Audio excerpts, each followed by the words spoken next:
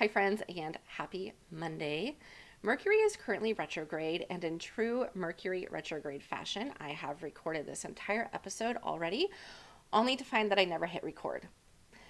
It's funny when these things happen because so often when life is just going wonky or it's going really well, and I look at the astrology, I can see that reflected in what's going on in the chart. Last week there was stuff going on at work, and I kept getting messages like, what the F is happening? And that was the point of Mercury retrograde, where it was Cazimi, or in the heart of the sun. And I just thought, of course, all this wild, chaotic stuff is happening right now, and it impacts the way we communicate. It impacts the way that we function as a community. It impacts so many things. I love looking at the charts to see what's going on because it helps us know if there's energies like Mercury retrograde that we need to be aware of. Those are times when we need to slow down, double check that we've hit the record button. If we're signing contracts, it's a really good time to triple check those, have extra sets of eyes on them. And if you find that there's struggles in communicating, that's part of why there might be struggles in communicating. Sometimes that's just human nature, right? I don't like this idea of kind of like blaming things on astrology, but the fact of the matter is, what is happening in the sky is reflected by what is happening here on Earth. One of the things that's happening right now is we are in what's known as the Lionsgate portal. It runs July 28th through August 12th every year, and this goes all the way back to ancient Egyptian times. The star Sirius is one of the brightest stars in the sky. And for Harry Potter fans, let me draw this connection all the way. Sirius was known by the Greeks and Romans, ancient Greeks and Romans, as the dog star. So, Sirius Black, he was a dog. He was an animarchy. He was a dog. All of that is connected. That's a little bit of a rabbit trail. But going back to the ancient Egyptian times, this moment when the star Sirius was rising at the same time as the sun, they called the Lionsgate portal. And they connected this with the flooding of the Nile River, which provided water and nutrients for their fields. So this was something that was just part of their agricultural, cultural rhythm and cadence for what they relied on in their lives. Bringing this forward to today, we often talk about the Lionsgate portal as happening on August 8th, 8/8. There's a lot of numerological significance there as well, but it's actually a period of time, July 28th through August 12th, with that culmination being on August 8th. And with this, the star Sirius, aside from being the dog, is also connected with both Jupiter's energy of luck and Mars's energy of courage. So all of this to say, when we talk about the Lionsgate portal, this is a time when we are being called to walk forward with both courage and luck on our side. It is a beautiful point in which we get to ask ourselves, what is it that we want? And what are we willing to do to bring that into fruition? I'm reading a book right now called The Selah Journey, A Sacred Pathway to Reclaiming Your Peace, Power, and Freedom. And it's written by Cami Forster, who happens to be a friend of mine. And in this book, Cami tells the story of a journey that she embarked on, which she now calls her Selah Journey. It took a lot of courage for her to not only embark on this, it absolutely changed her life and her way of knowing who she is and showing up as herself in the world. But in this book, she tells that story and then she connects it to our own journeys of learning to show up as our true selves in the world. I think it's an incredible book. It's an easy read. I highly recommend it. It is available on Amazon. But in this book, Cami talks about why so many of us don't make changes in our lives. And I want to read to you just a quick couple of lines that she wrote. She says, "Our bodies and minds love to hold the status quo. They find a point of equilibrium in our lifestyle and create a set point in our bodies to hold us at our normal state. They want to maintain normalcy. Big changes might be tolerated for a short time because we're adaptable and can rise to a new challenge. Willpower and determination are powerful tools to initiate a change. However, our body and our mind will quickly desire to return to the normal state we started from. And as we think about this Lionsgate portal, I think a lot of times, whether it's this one or some other astrological event, we hope that this will be the thing that finally helps us make that big change that we've been wanting, helps us make a choice if we're at a crossroads, helps us whatever it is that we're wanting to change. The reality is, while this energy can definitely help us, that courage and luck are fantastic energies to be working with. It's in the little changes where we actually are going to see something big happen. Cami goes on to say, if this is the case, how can we move into the lasting changes we desire? I call it the trickle effect. Instead of trying to make big life changes, we start by making small shifts instead. Little adjustments to our normal way that do not set off alarm bells in our mind and our body. I love what Cami is saying here. We need to make small changes to reset our mind and body's idea of normal, not try to make a huge change that's going to completely rock that sense of normalcy that we won't be able to sustain. This particular Lionsgate is happening with other really powerful energies that are going to come into play on August 11th. And those add to this collective dance of power and community and figuring out what we're going to stand for that I think we've been feeling all year long. The thing is, all of this is happening in the broader context of the astrology of 2025 and really 2025 to 2027. We are seeing shifts that they're not like once in a year, once in a decade. These are once in hundreds of years type of shifts and aspects that we're seeing over the next couple of years. And every time that I hear about this, I'm reminded of two things. One of them is there's a lot that's happening outside of our control, and yet it's having a real impact on us and on those who we love. There are decisions being made by multiple powers that be that are harming people. That is happening. That is true right now. There are decisions that are being made that are not harming people. That is also true. And within that, the second thing that I remember is the only thing that we get to control is who we are and how we show up in life.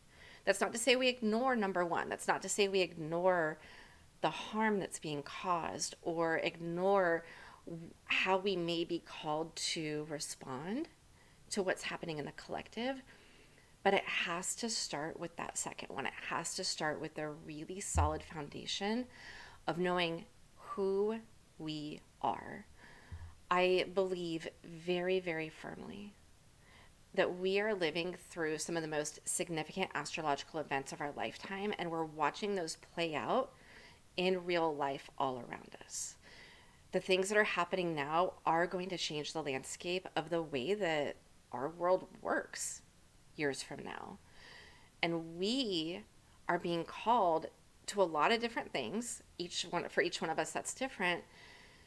But one of those is we are being called to stop allowing others to define who we are and to walk boldly, courageously, with luck on our sides into the future as our true selves. That is something that I don't see any way around as being the foundation to how we want to respond to the rest of it. What I see in relation to the context of career is that many of us know that something is off and we don't know what to do with that.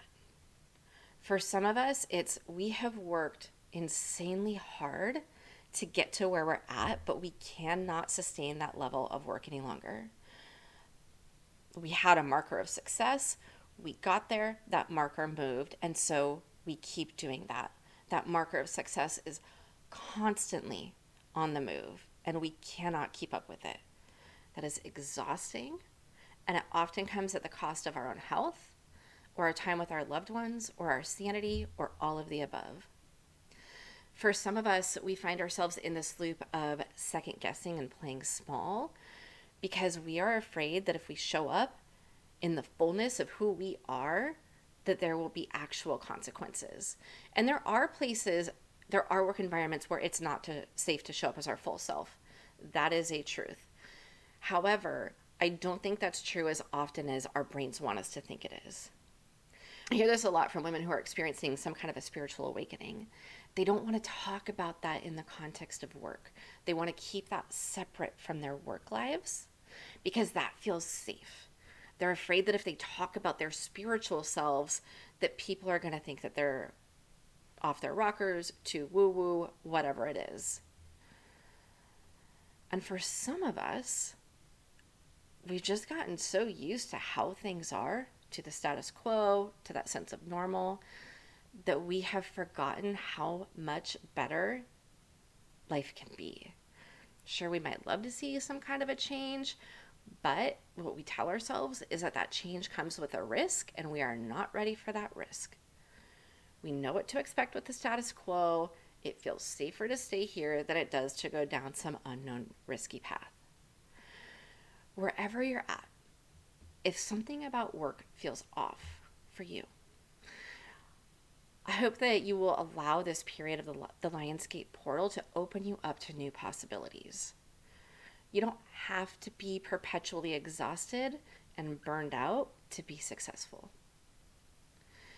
When you begin to honestly shine your light and open up about your own journey in places where it's safe to do so, you are going to give others permission to do the same. And that is a powerful gift that you can give them. And while the path forward might feel unknown, it doesn't have to be. It doesn't have to be scary, and it doesn't have to be totally risky. Your soul's blueprint gives you tools to equip you for that journey. When you go through life with those tools, the unknowns and even obstacles that might be part of your path are actually part of the journey itself, not something that should hold you back entirely. This week, let's think about a few little things that we can do to move the needle on what normal is for us, right? Not some big, huge shift that is going to freak out and, as Cami says, set off the alarm bells to make us want to go back to normal, but just small shifts. If you've been constantly chasing a new target, finding that by the time you get there, it's already moved again, can you take a few moments this week to enjoy and celebrate where you are at now, how far you've come, how hard you've worked, everything you've done to get to this place? Celebrate that before you move forward again. If you've been keeping quiet about your spiritual journey or your questions, is there a safe person you can talk to about those? Somebody who might also benefit from hearing about your story. Find one person. Or maybe you find ways to tap into that journey while you're at work. One of the little things that I did when I was in this point of my journey of, do I want to keep this separate? Do I not?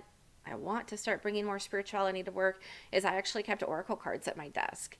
And I would draw a card during the day and I would keep it on my desk, and it was just my own little symbol that helped me. If you're at a crossroads and the status quo feels like the known or safe path, you like your normal where you are right now, can you just take one small step and allow yourself to imagine the best case scenario? What if it all worked out? You don't have to make a decision this week. Just allow yourself to imagine it working out. Or review your chart. Remind yourself, what tools do you have at your fingertips to help you with your journey? Your sun, moon, and rising signs are an excellent place to start. The path to change is not an overnight thing. It is a one, often small step at a time journey that allows you over time to move with more confidence, more peace, more ease, more freedom. Yes, it takes courage. Yes, we want luck on our sides.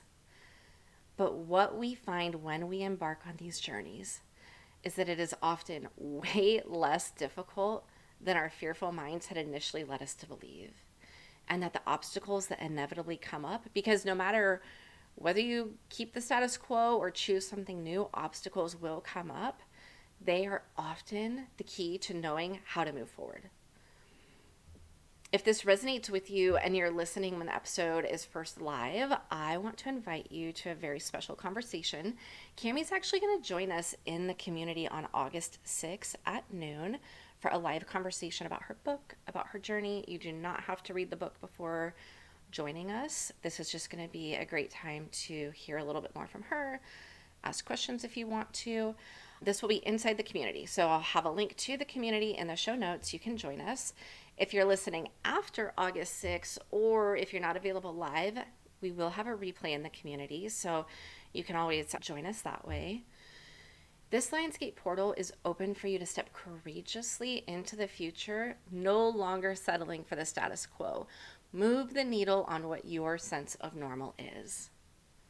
No matter how safe the status quo feels right now, you don't actually have control of it.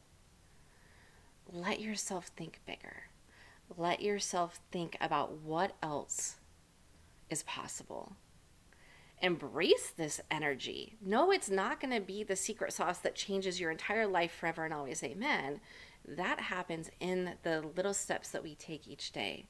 But this can definitely be the thing that helps you initiate that journey to go to where you want to go. Let this amplify your unique you-ness so that you have that courage to confidently make decisions for yourself, to confidently show up in this changing world, not as somebody else, not pleasing somebody else, not striving for perfection or any of that, but showing up as your full self. This Lionsgate portal is open for you to step courageously into the future with luck on your side, no longer settling for the status quo.